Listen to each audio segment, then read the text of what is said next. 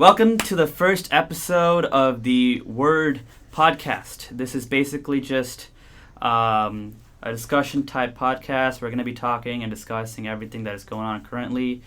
My name is Vela Rajesh. My full name is Singar Vela Rajesh, but I've gotten used to pretty much saying and call me Vela after everyone tries to pronounce the first name. I am a robotics engineering student at University of California, Santa Cruz. I have some pretty diverse political views and have been known for having strong opinions behind them, but I do tend to lean on the liberal side. So this podcast is pretty much a place for me to share my views and just kind of embed them in society. And joining me is my co-host, Avijit Dhaliwal. Hey, I'm Avijit Singh Dhaliwal, and I'm a college student that's planning on majoring in CS.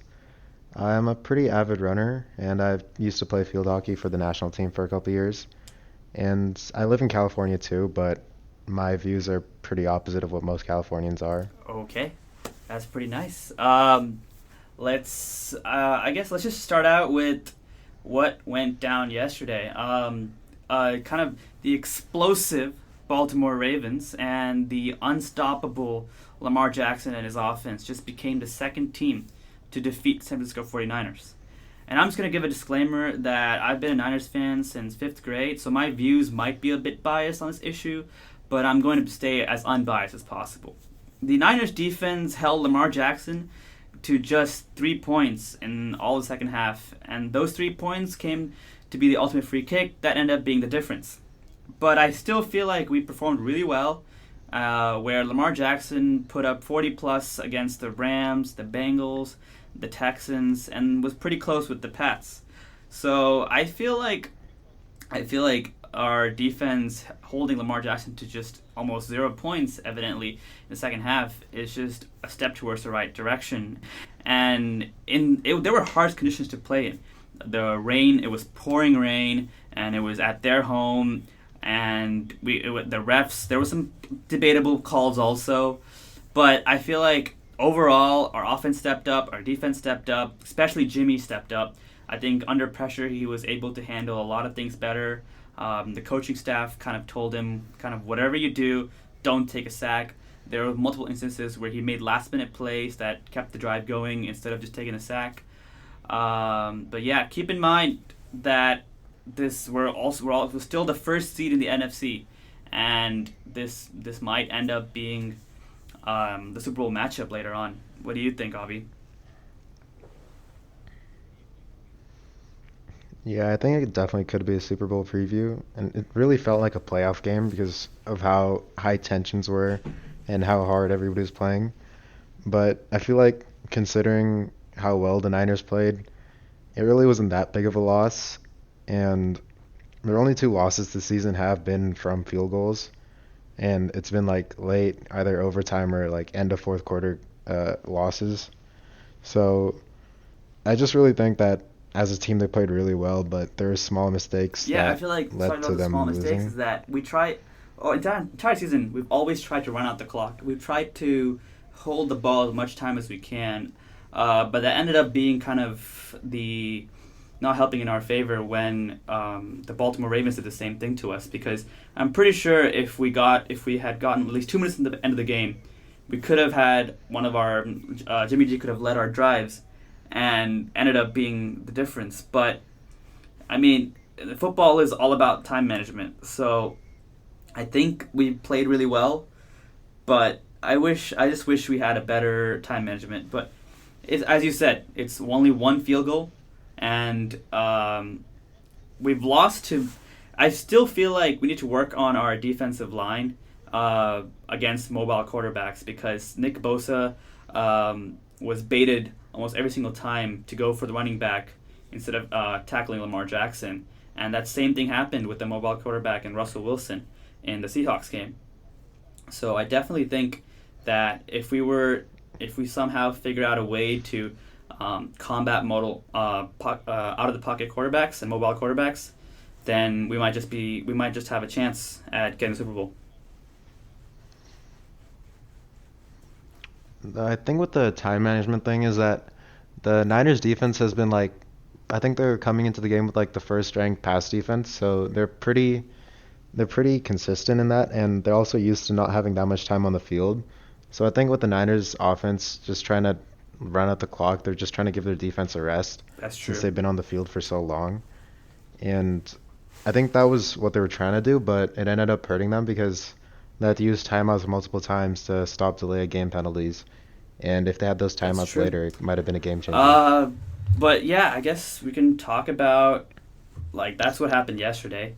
So, but for the future, I think we're coming up with the Saints, the Falcons, the Rams, and the Seahawks next. How do you think that's gonna go? I think the Saints won't be that tough of a game if the defense can just make sure. I think we are still the number one pass defense, Yeah, and against a pocket quarterback, that's going to be really helpful. But the Saints defense might be able to really lock down our offense, especially Kittle and Mostert. I think yeah. Breeda's They going to arrested play next Breida game against too. the Ravens, so he can be healthy for the Saints game. Yeah, but as you said, like I think because Drew Brees is a pocket quarterback, I think our defense can really take advantage of that. Because we've shown to perform really well when we're against pocket quarterbacks, but it is Drew Brees in the end. So I feel like hopefully Kyle Shanahan has something up his sleeve to combat things offensive wise when Kittle and Mostert get shut down. Yeah. So yeah, hmm let's yeah go ahead. I think I think a big thing for the Niners defense is just penalties, since they had a lot of like late hits and just stupid Yeah, penalties that really led to a lot of free yardage. that's true. But like it's really hard to control that because I still feel like it can be minimalized, but we're not like the team that gets always penalized. So it's definitely a working point though. hmm Okay, now we could take like a blast to the past and talk about our first Niners games. Um, my first Niners game was kind of still vivid in my head. It was in a Dave and Buster's with like a bunch of my cousins, and it was super crowded. I didn't even know that there was a game going on when I went into Dave and Buster's, but again, the crowd was just erratic, and it was pouring rain. Just like yesterday, it was pouring rain, and it was back in Candlestick with Alex Smith leading our offense and the wild Jim Harbaugh yelling at the refs after every single play. So that was pretty fun to watch. But the game was just a shootout. It was points after points against Eli Manning again and the Giants. The game ended up going to overtime, which was just everyone was kind of hoping that we wouldn't have a botched play, but in the end it was a botched play, punt return fumble that cost us the entire game and the season. Eli Manning and the Giants, as everyone knows, ended up beating the Pats again and went to the Super Bowl. But but that first game, that kind of set in stone for me how the Niners are and how actually like just it was just fun watching them play, and that ended up me getting into the team and just watching football. Yeah, I've my first Niner game that I clearly remember was the 2012 playoffs from the Niners versus the Saints. And I remember watching it at home, and that time I wasn't that much into football, but my cousins were over and we were watching the game. And the one thing that I really found like really intriguing about the Niners was this was at a time where Patrick Willis, Navarro Bowman, Vernon Davis were all playing for the Niners, and they just played so well together, and the amount of chemistry they had, and it just made everything seem so smooth, and Yeah, that was a good just the game way they too. Yeah, played you're was right. pretty interesting. Um, but yeah, those were our first games. But the man who really made me fall in love with the Niners. That was just the first game, but the man who made me love the Niners, and just kept following and have like a deep following and staying one of the faithful, is Colin Kaepernick. And he was the quarterback. He was the backup quarterback that was put into play for the injured Alex Smith in the 2012 season, and he honestly went off. He was showing glimpses of Michael Vick. He made sure that he was like the first Lamar Jackson that people are doing right now, where uh, where defenses could not find a way to stop him, and he ended up taking us to the Super Bowl too, and he could have won that also if it was just for that one play in the end zone with the pass interference penalty. But I still feel like Kaepernick led our team. He was a great player, but ultimately now he's jobless. He does not have a job in the NFL, where arguably many other statistically low quarterbacks and people who cannot even match his mediocre level are still being backups, and still sometimes some people are even starters. Yeah, I'm not sure how many of you guys watched the game yesterday, but they were actually comparing Lamar Jackson to Colin Kaepernick, and it was pretty interesting to see how similar their stats were. And since the two teams were playing against each Yeah, other yesterday, it was just pretty cool. And to see Kaepernick go from like a Super Bowl quarterback to just like trying to get anything in the NFL going is it's pretty. pretty I'm odd. glad you mentioned that, because the Ravens' offensive coordinator is Greg Rowan, and he was the offensive coordinator for the 49ers when we had Kaepernick. So it pretty much makes the show that Lamar Jackson is the MVP candidate and likely going to be the MVP of the season. And Colin Kaepernick is out in his couch just watching these games when he should be making another team or having a Super Bowl contender, leading a Super Bowl contender team. Because so many teams right now are like lackluster because they don't have a good quarterback leading the team. The Bears, they have a great defense. They have nice offensive weapons, but Mitch Trubisky is their weak point. He panics. He does not know how to throw the ball. He's not mobile. So it just makes the whole conversation kind of seamless about why Kaepernick is not hired by these coaches, which leads us to talk about the planned NFL workout. Um, I I I think there's a pretty like obvious answer to the question is that he just that's stands up true. for too much, and that they just want somebody who can be the quarterback and lead the team rather than I mean, talk about so many other issues I that really get that it don't doesn't impact impact football football. and all that stuff, but Kaepernick has become more than football at this point, and football is just kind of like a way for him to voice his opinions more. And I feel like he should use that platform. And most coaches don't really care. Like, for example, the New England Patriots, they were one of the people who decided to take Antonio Brown after he arguably ruined the Raiders' chemistry and created a whole turmoil. But they still decided to take him because of the fact that his skill level was so high. And they found a way to incorporate him. And he was But still making I he feel was still like making that's headlines different though, after he because was drafted by the Patriots, and the Patriots did not seem to care. They even played him for a whole week before the sexual allegations came up. but the thing with Antonio Brown is that he's been playing consistently for years, and he's like I personally think he's a better player than Kaepernick. And Kaepernick's been out of the NFL for 3 years, so it's it's it's a lot to like and to put him into a team as a quarterback is much different than just adding a receiver. That's true, but it still doesn't make sense. Okay, I feel like both sides of the argument are to blame, because we cannot forget that Colin Kaepernick does not want to bulge. He does not want to be flexible. He just wants to keep saying his own statements again and again. He does not even want.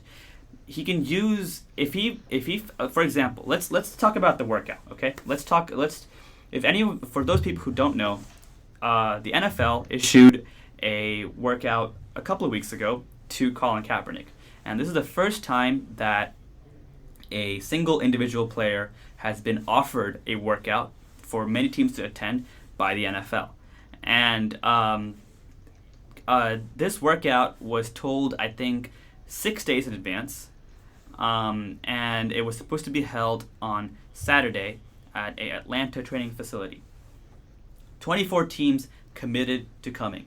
And 24 teams did end up going to that Atlanta training facility on that Saturday morning. But Colin Kaepernick decided to change the location to some Georgia high school, 60 miles away from the training facility, and because of he wanted transparency with the press and signing some liability waiver. But in the end, that ended up meaning not 24 teams didn't show up to the workout. Only 8 teams decided to travel 60 miles and watch him throw deep balls to the wide receivers that he brought himself. Which, in the end, I feel like that was the workout, and just it ended with him calling all the press over and saying that I proved that I can play well. NFL owners stopped running away, and that was the end of that. And it's been 2 weeks after that, and Colin Kaepernick still has not gotten any information from teams or any approach from any teams right now. Yeah, I think there's like fault on both sides of Kaepernick and the NFL in this, that they only gave Kaepernick 2 hours to accept the deal with the workout. But on top of that, they wanted him to sign a waiver that also rid the NFL and all 32 teams of any employment liability, which is really odd because normally you just sign a regular physical waiver that if you get injured, it's not the NFL's or any of the team's fault. And this workout was supposed to take place on a Saturday, which is right before game day. And on top of that, it's in Atlanta, so it's not a central location for most of the teams, and it's going to be really hard for if any executives really want to watch him to go out on Saturday and then come back to wherever the game is on Sunday, which just adds the question if the NFL really wanted anything good for Kaepernick to come out of this. I don't think the NFL necessarily wanted any good to happen to Kaepernick. I don't think they expected him to be employed. I don't think they even wanted him to accept for the workout. They just wanted to divert the blame away from the NFL to Colin Kaepernick, saying that the reason that this guy's not being signed is not because we're racist or like we're blackballing him. It's because, and we don't care about what he stands for, it's because he's simply not a good quarterback. And I think Kaepernick got baited in that, and he kind of, the NFL necessarily did not expect the workout to go this way, but they still got the desired result. Because this allows Kaepernick's haters and like people who just don't want to succeed to give an opportunity, saying that he would have he could have just he doesn't want to play, because if he wanted to play, he would have just went to the workout and showed people how it is. But even though I don't necessarily hate Colin Kaepernick, I love him. He's a great guy. I stand by for what he stands for, and I want him back in the NFL, even though it's not for the Niners. But the thing is, I just wish for one day he listened to the NFL guidelines and just performed like he said he's been doing. He said he's been training 5 days a week for the last 3 years. Colin Kaepernick basically just makes sure that he kind of delivers on that workout, making sure that he's able to perform as a top quarterback, shutting up all the doubters who said that. Don't even give them room to say that like it's because you don't play well, because of course it's the factor of the NFL is probably gonna just say that like they hold the footage and everything like that, but you can't really have them going wrong when you just play really well. Maybe the press and the footage liability control was for his favor. They didn't want the press coming up and asking the owners, are you gonna sign him? Are you gonna sign him? Or if they say no, then they can't just be confronted with like a bunch of statements saying that, oh, it's because you're blackballing him. It's because they don't want any peer pressure on the people, the staff there, or anyone there. And in the end, it's just, I feel like this was a great opportunity given this was probably the only opportunity ever given to Colin Kaepernick, and it's still it's a opportunity that he could have used to an extensive amount, but Colin Kaepernick failed to do that. Yeah, I agree that he kind of messed it up, but I think that was what the NFL wanted the whole time. Like they never had good intentions coming into this in the first place. Like they're giving him a tryout where it's the middle of the season. If any team really wants to bring him in, it's going to be like by week 12, and he's going to have to learn a whole new playbook. And it's there's really no point in looking at this mid-season, which is something that they could have done early off-season, like May, June, July, which would have allowed him time to get used to the playbook and get chemistry with the receivers. But I feel like what he did also just kind of extenuated what the NFL wanted and showing that he had an opportunity, but he just didn't take it and kind of Yeah, I did his mean, own I thing. feel like you're right about the NFL like doing this in the middle of the season and not working out and everything, but you have to understand like this was at the time where like they this was for teams who wanted to build off a quarterback for the next season. Because I remember Jimmy G was brought up to the 49ers when in the middle of the season, and we worked him in around I think week 12 or week 11, and then he won the rest of the 5 games. So and he ended up being our franchise quarterback. So, but like I do agree that the NFL doesn't want a good thing out of this, but it's hard to see why they. I feel like they wanted to just be done with this problem, and because no one was talking about Colin Kaepernick, he was old news. He was not making any he was not making any noise. He was just out there, and there was and NFL just moved on. So it's kind of odd for the NFL to come back and say, "Oh, out of nowhere, we're holding a workout for this guy because see, we're giving him a chance. Everyone, look at that, stuff like that." But in the end, if Kaepernick delivered, he worked out and he showed them that he can play, he can do this. It not only helps him as a quarterback, but it helps him as a political activist too. Now this gives a platform for him to say stuff during the interviews, to say stuff um, post press conferences, because he can play well, and he can voice his opinions. It's better now. It's just like he's coming through Nike ads. There's one Nike ad. There's no he's running his own camp, but there's no way of him having televised attention to bring to spread awareness of this issue to people who don't want to know about it, because those people don't necessarily make their own effort to search up what Colin Kaepernick is talking about. If he really wants to make awareness, to show awareness, and to show people that there is police brutality out there, there is people dying, there be people shot down just for like speeding over 10 miles per hour, I think he should make use of this platform, because he's been doing football ever since he was little, and if he's talented, he should make use of it, and then that gives him a bigger stage, a bigger elevation, to come up and say, I can deliver, I'm a good quarterback, but since I'm a good quarterback, I'm also going to take this opportunity to bring light to this issue that this entire people are talking about. Because just think about all the people, all the people who are against Colin Kaepernick having to see him every single Sunday. I don't think they're going to boycott the NFL because they're just too into football. But if they see Colin Kaepernick and if they see the commentators talking about what Colin Kaepernick is, then it's gonna shed more light into the issue.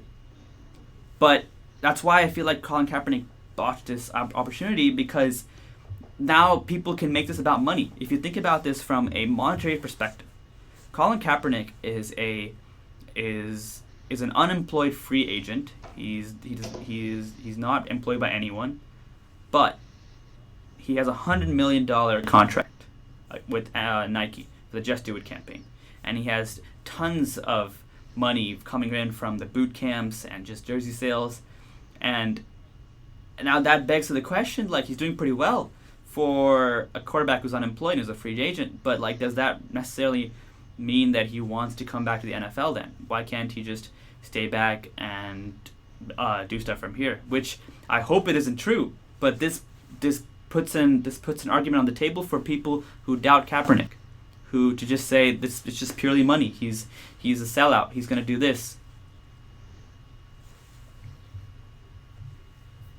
If I were an NFL owner, then I would just look at Kaepernick and see that he's made enough money. He doesn't need money. He has enough deals. He has the settlement with the NFL, and on top of that, he also has all these social platforms that he's voicing his opinions on. And if he really wanted to get back into the NFL to play ball and try and win a Super Bowl, then he would stop like making so much noise and just try and make sure that he would be able to come back and play in the NFL and be and pursue his dream of that. I mean, yeah, that makes sense, but still, if you think about all the journeyman quarterbacks, Ryan Fitzpatrick, Brian Hoyer, Josh McCown, they're all journeyman quarterbacks. They jump from one team to one team every single season. So if those people they still have jobs, they're struggling, and there are teams like the Bengals who are just got their first win yesterday in this entire season. So, but I feel like from an owner perspective, it's kind of like you want to see who has a good work ethic, but at the same time, talent comes into a big play here. If someone wants to make the arguably the best offense in the league right now, the Baltimore Ravens with Lamar Jackson, they have a good quarterback they can work with. Everyone's kind of shifting towards that mobile quarterback. Look, the Lamar Jackson is doing that. The Arizona Cardinals with Kyler Murray is doing that. So everyone's building this dynamic offensive line, offensive weapons around this mobile quarterback, so they can go into this new era of play where it's just defenses are dumbfounded because they don't want to get that late hit penalty on the quarterback, so they have to bait to the run option. But if when the quarterback runs like a running back, it's hard to catch him. So if you think of it from like a purely football perspective, Colin Kaepernick is a great person to sign, but he needs to at least be flexible with some of the guidelines. He can still voice his opinions. He should not just be shut up, but he should. I still feel like if he wants to further his, not even further his career as a quarterback, further his career as a political activist, he needs to elevate his platform. Yeah, I agree, but I don't think for him, football is the way to go, or it's really an option for that, since at this point he's kind of screwed his relationship with the NFL to like a point where there's no coming back. And if he really wanted to do something meaningful, then just stop trying to come back into the NFL. Use your already large social media gathering and followers, and try and do something meaningful with that, like maybe promote some more campaigns or something, instead of trying so hard to get back into the NFL where you've really screwed up your cute couple opportunities to come back. I feel like, okay, let's take Eric Reed for example. Okay, he is a NFL defensive player who was in the 49ers and who also participated with Kaepernick in the kneeling down of the national anthem. Now he plays with the Carolina Panthers, and he still voices his opinion on Kaepernick and police brutality and everything like that. There are still many NFL players who decide to stay inside the tunnel instead of coming out for the national anthem because they want to voice their opinion for this. So it kind of begs to the question of if certain owners are okay with their players making noise, then why isn't Kaepernick being signed? I think it comes down to the factor of Kaepernick just does not want to be flexible. He does not want to use this platform. And coming to your point about how Kaepernick can use his just social media influence and stuff like that, but I feel like the NFL is just a way bigger platform. It covers a larger audience. It in the end it comes down to people. You're getting every single person on a Sunday from the West Coast to the East Coast, and think about where this kind of behavior is emphasized in places like Texas, Alabama, Oklahoma, all those places where just kind of people are still considered to be openly racist and towards African Americans, and police brutality is at a peak. I feel like those audiences will have to hear about this issue. Will have to be faced with will have to be faced with this awareness, and there's still people who don't know about this, and who decide. Some people, we might even bring in more viewers for the NFL because of Kaepernick is playing. People who just support Kaepernick and is viewing. So I feel like he's not making use of an opportunity that he can later on turn to be one of kind of the best platforms to present anything. But okay, so Kaepernick, he's a quarterback, and no matter how bad your team is, the quarterback is the head of the team. And Eric Reed is a safety, which, and Eric Reed's not nearly as vocal as Kaepernick is. I feel like Eric Reed's really only that vocal when it comes to supporting Kaepernick, and other than that, he really doesn't say much. But Kaepernick, he'll speak out like he doesn't care what other people think. He's just gonna do what he thinks is right, which I wouldn't really want on my team, especially if I disagree with his views, and it could cause blowback to the team and not just him, especially since he's the quarterback and he's supposed to be the leader of the team. And if his views are not necessarily what other people on the team think, then that's a pretty big problem right there. Okay, I want to compare this to Michael Vick. Michael Vick was put in jail because he got the dogfighting incident, right? So then the Eagles decided to sign him. Andy Reid got so much hate. The owner got so much hate. But that ended up being one of the best decisions they made. Because of the fact that Michael Vick was okay to accept his mistake, but not hide it. And later on, he ended up just playing really well. And if there's gonna be giant backlash in the forefront if the area around Kaepernick is not good. But I feel like over time, when Kaepernick starts playing really well, the true supporters will not care about his views. They might even convert to whatever he stands for because of the fact that it's being said by someone who plays really well. It's like kind of how even sport commercials work. We look at all the commercials come out and they have Tom Brady in the front or Aaron Rodgers in the front saying like, oh, State Farm, oh, or this is toothpaste. And it's the same way with Kaepernick. If Kaepernick plays really well, he can be one of the giant advertisers making sure this awareness comes through for these people. Of course, there's gonna be political differences, but I think when it comes to just pure football, then you have to get over that if you just want your team to win. Yeah, but I feel like Michael Vick was sent to jail in like 2007, and that's a whole different time where it's kind of ironic that like as the years go on, people get more and more sensitive to these kind of things, and it's just that everybody has to be so much more cautious in what they say and what other people around them say, as they can lead to That's backlash true. on them. And when Vic got arrested, it was I mean, he went to jail, he did his time, and like it's not something like that. Okay, it is pretty cruel to have dogfights, but it's not something like an assault charge or something, I mean, I guess. that's debatable, but it's.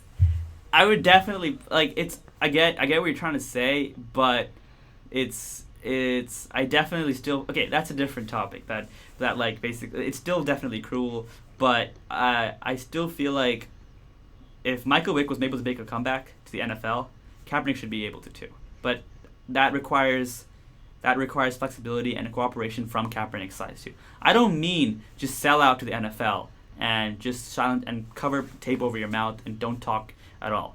But I mean at least follow their guidelines for you to get into the NFL. For example, the workout, or like even approach the teams and not immediately call them out. Like for example, the Baltimore Ravens, before they drafted Lamar Jackson, wanted to contact Colin Kaepernick and bring him in because Greg Rowan was just a recent offensive coordinator appointed. So he wanted to revamp that mobile quarterback thing. And Colin Kaepernick was approached. He was going to sign the deal with them. But Nessa, Colin Kaepernick's girlfriend, decided to go on Twitter and do a rant and ended up calling the Ravens owner a slave owner. So that kind of just is like shooting yourself in the foot, where he, instead of Lamar Jackson right now, it could be Colin Kaepernick leading that team. And think about how much exposure that would have gotten Colin Kaepernick, and how much exposure Colin Kaepernick's idea and overall his campaign, everything would have gotten.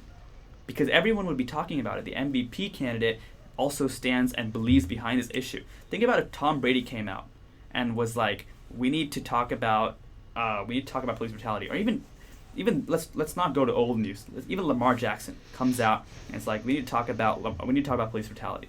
Don't you think people will still agree with him? Everyone in ESPN, Stephen A. Smith, all those people will come in and be like, I'm glad Lamar Jackson's bringing this to our attention, and we need to talk about this, and that is going to be a different way to approach the issue, rather than just calling out the people and wearing socks that has like pigs as policemen and like a Fidel Castro shirt. Like, this is just like a radical way of going about it, and that's not kind of attracting more audience to your issue, but making even your supporters question you. Yeah, I agree, but like once again, we're going back to the point where Kaepernick is bigger than the NFL now, and he already has so much momentum for him with this, I guess. Like, he was out of the news for basically almost a year, especially after the NFL settlement, and now he's back in the news, and I feel like he's really just trying to use that to his advantage.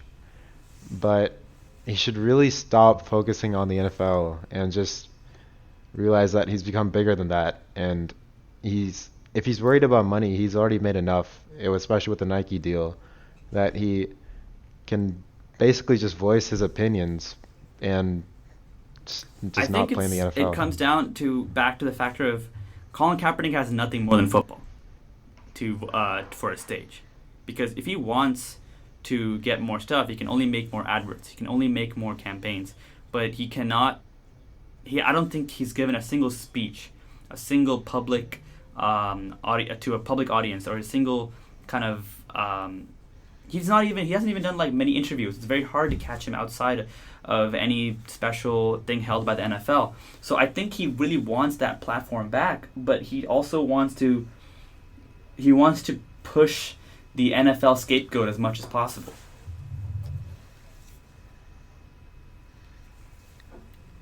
Yeah, I think like his road to fame was through the NFL, and that's how he got all of his attention. But I don't think he realizes that he doesn't need that anymore, and that he's gotten bigger than that, which to him is probably just something that he doesn't realize or doesn't want to accept, since he's probably been playing football since he was pretty young, and he doesn't really know what else to do, I guess. That Colin Kaepernick, people are even saying that his speed with the NFL is over and he's never going to come back anymore.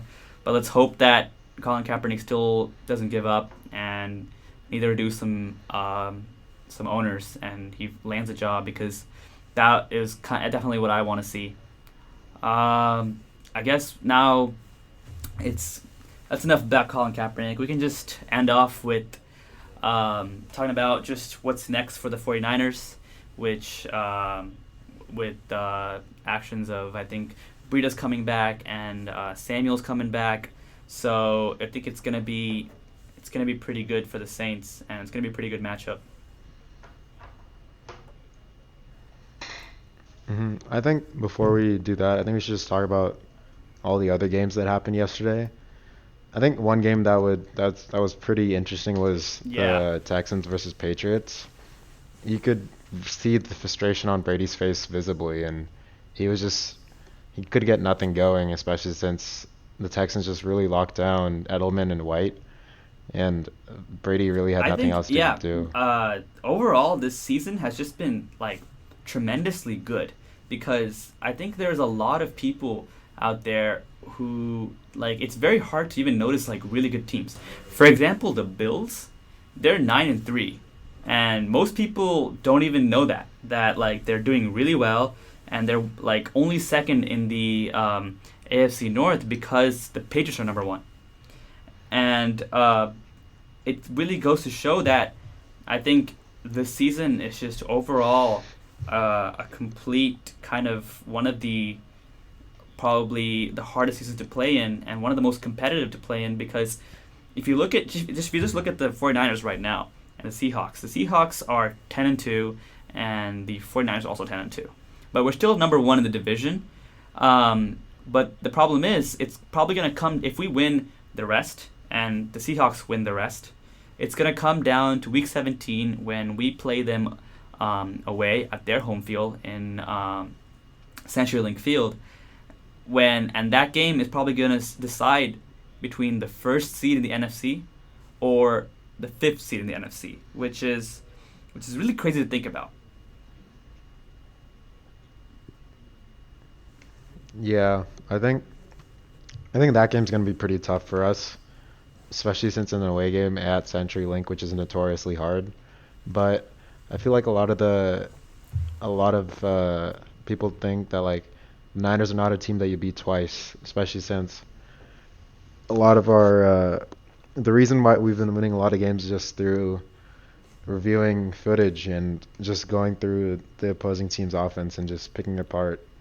And I think that it's going to be a pretty good game like Yeah, the you're last right. I game. think even if you notice the games that we've lost, it's been like during the second half we played tremendously better. We never like even those 2 games we never like lost a lead. It's we held Lamar Jackson 0 points, and even in the overtime we were away from a missed free kick. I don't blame the kicker, but it was a missed free kick.